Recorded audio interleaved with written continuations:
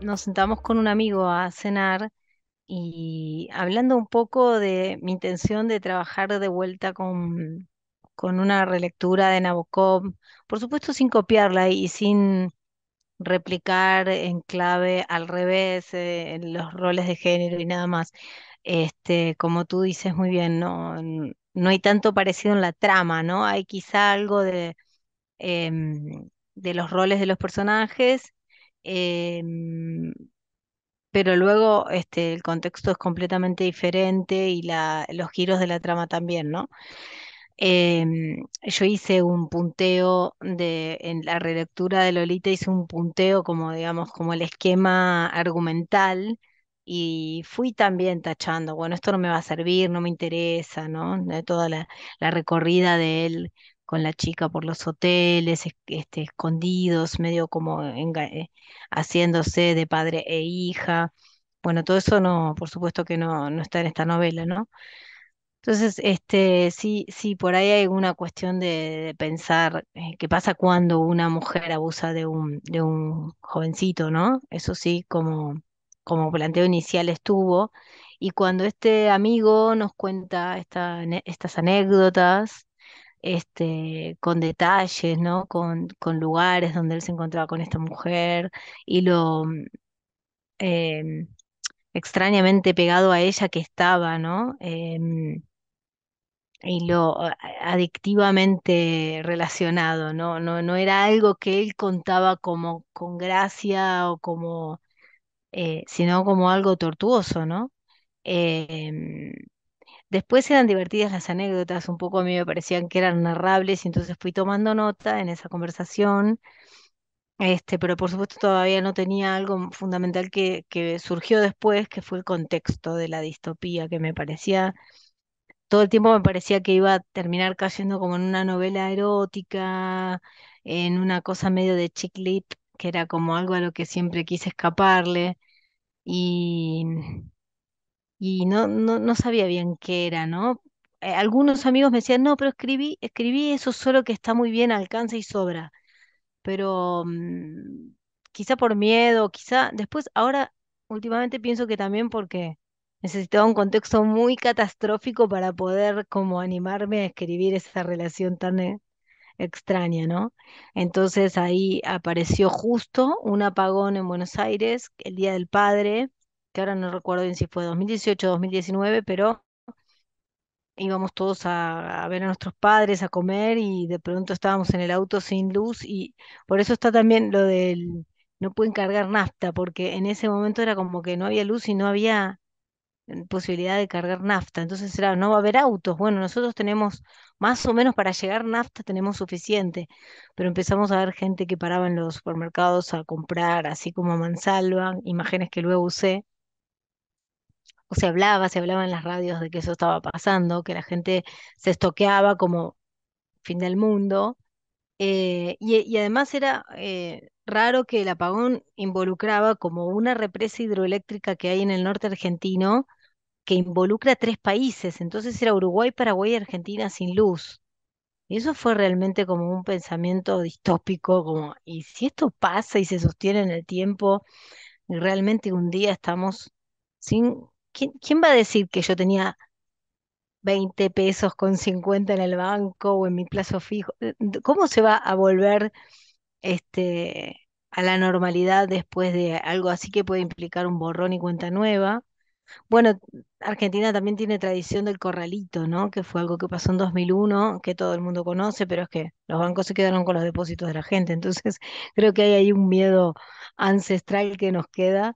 eh, y bueno, en esa conjunción de todos esos elementos, ya cuando tuve lo del apagón me puse a escribir, y arranqué por ahí, ¿no? Dije, bueno, en contexto voy a arrancar por ahí para ir llegando, como es más íntimo lo de la relación, este, y dije, bueno, los voy a plantar en este escenario y cómo va a llegar ella hasta ahí, el lugar donde vive él, y cómo me deshago del padre, también era un problema, cómo me deshago del padre, que eso sí en Lolita aparece, ¿no? Bueno, la madre muere, este, la madre de Lolita muere en un accidente justamente cuando descubre que entre ellos hay algo. Acá todo eso no está de esa manera planteado, pero necesitaba deshacerme un poco del padre para que ellos estuvieran solos. Entonces hay como distintos momentos donde él sale a buscar algo para alimentos y ellos se quedan ahí solos y se va de a poquito como planteando esa situación del encuentro, ¿no? Ella viene escapando de una situación previa, que no terminó, no era tan chico, el muchacho y bueno, era más un escándalo institucional en el orden universitario, medio que, che, en vez de que te echemos, andate sola y evitarnos a todos el escándalo y medio que la universidad le da salida y ella intenta como escapar a eso que es como una pulsión que sabe dañina, ¿no? Pero bueno, me parece, a mí me pareció importante hacer ese como antecedente, ¿no? A mí me gusta que los personajes tengan un poco un antecedente siempre, ¿no? De dónde vienen y hacia dónde van. Entonces eso engaña un poco, porque pareciera como que ella va a poder zafar. Pero bueno, todo conspira, ¿no? Es como si el estar ahí encerrada con un niño más joven, bastante inteligente, bastante atractivo, que la sigue, ¿no? Como que está medio enojado con el padre, como típico adolescente que es y se quiere escapar con ella cuando van a buscar comida. Empatizan rápidamente, hay como una complicidad que se va construyendo a lo largo de los capítulos, me parece. Y bueno, entonces como que claramente no puede escapar, ¿no? A eso. La urgencia que se propone es esa, es como que, bueno, están cada vez más cerca, no hay nada para hacer. Un poco a veces yo lo pienso también, ¿no? Como que alguien decía el otro día, es la época en la que más se habló de sexo y en la que menos se tiene sexo, ¿no?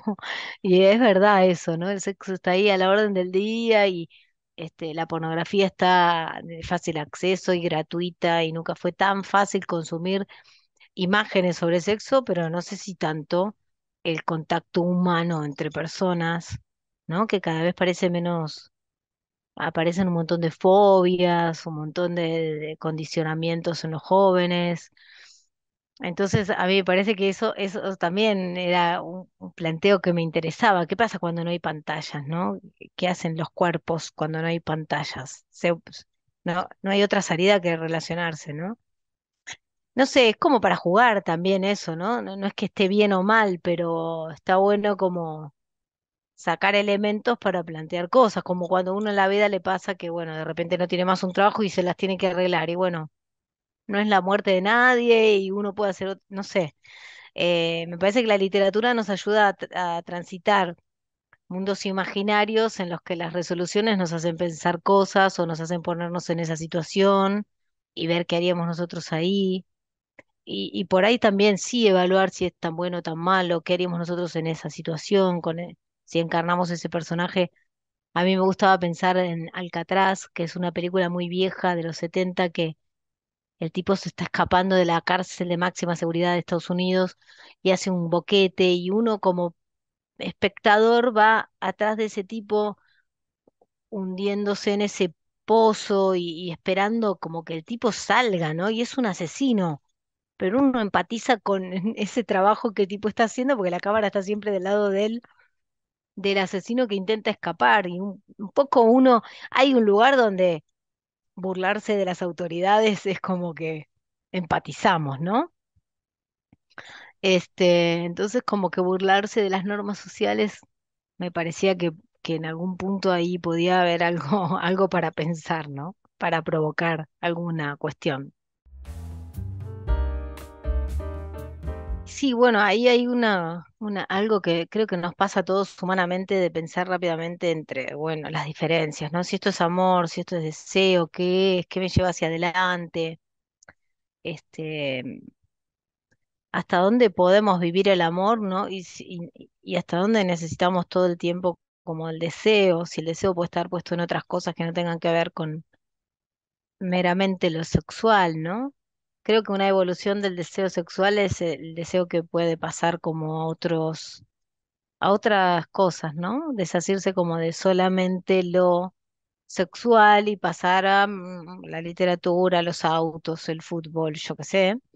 Em, pero bueno, siempre cuando las vidas se estancan y aparecen las crisis, el deseo como que está buscando ahí su lugar, ¿no? Pareciera.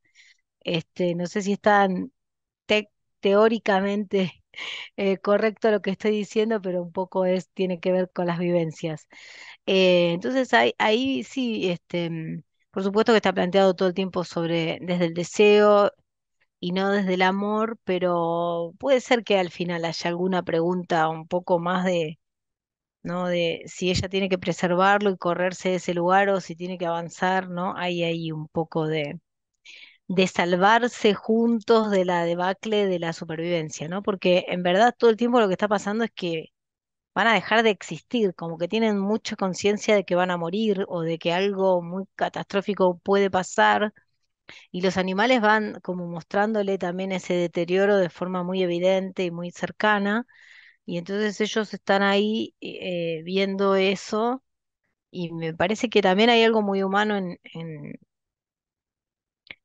en que el deseo y la relación sexual muchas veces como son como un contacto que permite como olvidarse de todo, ¿no? No sé si coincides en esto, pero es como un momento de realidad total donde no hay mediación del lenguaje, solo se comunican los cuerpos, hay satisfacción, entonces eh, uno se siente muy cerca de lo real, ¿no? Se habla de la suspensión del tiempo y del espacio, ¿no? Porque uno está muy cerca como de hacerse de lo real, ¿no? Y entonces creo que a mí me gustaba ese juego como de la urgencia.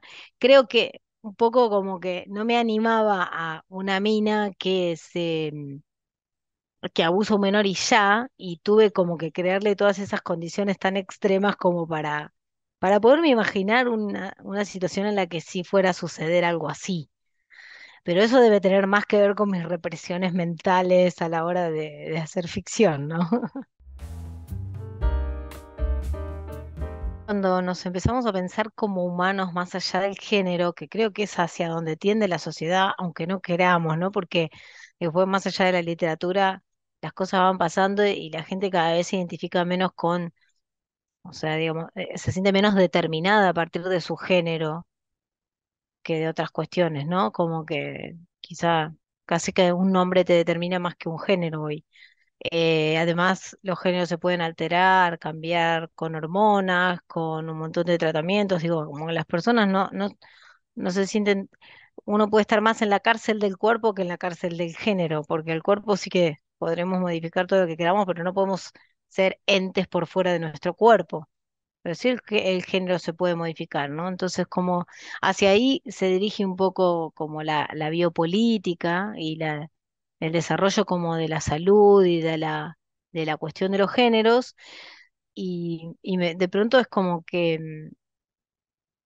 me parecía interesante eso, explorar ahí como son esos límites, ¿no?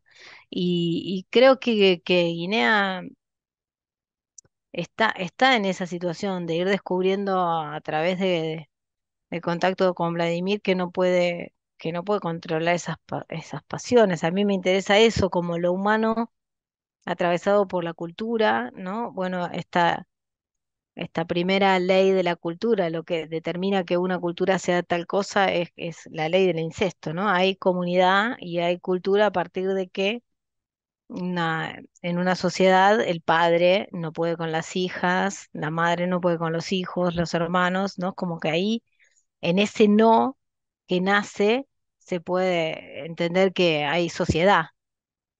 Eh, y bueno, a mí ahí hay todo un tema que me interesa en función de pensarnos nuevamente sin tanta preponderancia el género, ¿no? Como que uno empieza a decir, bueno, pero entonces si, se replicaría igual en el caso de una mujer que por ahí tiene menos fuerza física. Si a la mujer le das todo el poder del mundo, ¿haría lo mismo que hace un hombre? Tiendo a pensar que sí, que librados a nuestras pulsiones, eh, como que podemos ser tan dañinos, no importa de qué género seamos. También he leído a Rita Segato, justamente lo comentaba antes con otra colega tuya, que es una socióloga, filósofa, antropóloga argentina, que feminista y que trabaja como la cuestión de cómo eran las comunidades primitivas, estudia unas comunidades en Brasil, cómo funcionaba la circulación del poder en una sociedad que no era patriarcal, sino que las mujeres también tenían ahí un rol. Y bueno, ella habla de posibilidades de autogobierno donde todos colaboran, donde el poder circula de una forma como más horizontal. Entonces uno puede pensar que eso es demasiado optimista o romántico o ingenuo, o que podía suceder en comunidades determinadas, en otra época donde el capitalismo todavía no se había ni siquiera desarrollado. Entonces, bueno, hoy tendríamos una sociedad mucho más compleja. Eh, pero sí, pareciera ser que el problema no es tanto como cómo circula el poder o cómo lo ejercen hombres y mujeres, sino, bueno, el tipo de sociedad en el que estamos inmersos, que medio que nos lleva como a una cosa medio voraz y animal, de tener más, conseguir más, ¿no? Sin límites. Y la incapacidad de decir no, del adulto, ¿no? De entender que su límite lo tiene que poner él, ¿no? No el menor. Hay una autora argentina que escribió varias novelas, Una vida en presente, pero sobre todo quiero recomendar un libro de ella que salió por Editorial Tusquets, que se llama El cuerpo es quien recuerda. La autora es Paula Puebla y trabaja la subrogación de vientres, y también una idea como em, proyectada hacia el futuro, ¿no? Como ¿qué pasaría si de golpe todas las madres que subrogaron vientres de un día para el otro reclamaran a esos hijos como propios, ¿no? ¿Mandaría la biología o se respetaría ese contrato firmado para la entrega de esos hijos? ¿Qué pasaría con esos hijos? ¿Qué pasaría con esas madres? ¿Qué pasaría con las madres adoptivas, digamos, ¿no? Me parece como un planteo sumamente interesante, eh, sobre todo en esta época, ¿no? Donde empiezan a aparecer estas combinaciones y estas posibilidades de maternar, que pareciera por un lado como que amplían las posibilidades de las mujeres pero que tienen también una contracara para que podamos pensar, ¿no? Ella lo piensa desde la ficción y me parece muy, muy interesante su libro. Se lee hermosamente, rápido y además tiene muy buenas escenas sexuales sobre el comienzo. Me pareció muy, muy, muy bueno. Em, y después, sí, la contrapedagogía de la cultura de Rita Segato, bueno, justamente estábamos nombrándola recién y me parece un libro de cabecera para cualquier persona interesada en las cuestiones del poder, las cuestiones del género, los feminismos. Em, Creo que lo que ella dice es totalmente novedoso y además inventado en investigaciones que hizo ella de joven y donde pudo como pensarse por fuera de las estructuras de pensamiento de su época, que eso no es poco. Entonces, es un libro un poquito más teórico, pero también de fácil lectura. Y después, un último librito que leí hace poco, que salió en una editorial argentina que se llama Gris Tormenta, no sé si se puede conseguir en ebook por aquí, por España o cómo, pero es un librito muy finito, de un autor que es Alan Pauls, que es un querido autor argentino, que escribió Fallar otra vez, se llama el libro, un poco basado en una frase de Beckett, que es fallar otra vez, volver a intentar, fallar mejor. Estoy parafraseando mal, pero va por ahí. Y bueno, y él trabaja a partir de las obsesiones de los escritores por corregir y por publicar y escribir, este, incorporando el error como al trabajo del escritor, incorporando la falla al proceso de escritura y evitando, digo, haciendo algo con ese síntoma, digamos, ¿no? Es un librito muy breve y muy intenso a la vez, ¿no? Lo que dice como es un planteo muy... Para quienes escribimos, a los que nos gusta leer, me parece que es una muy buena recomendación.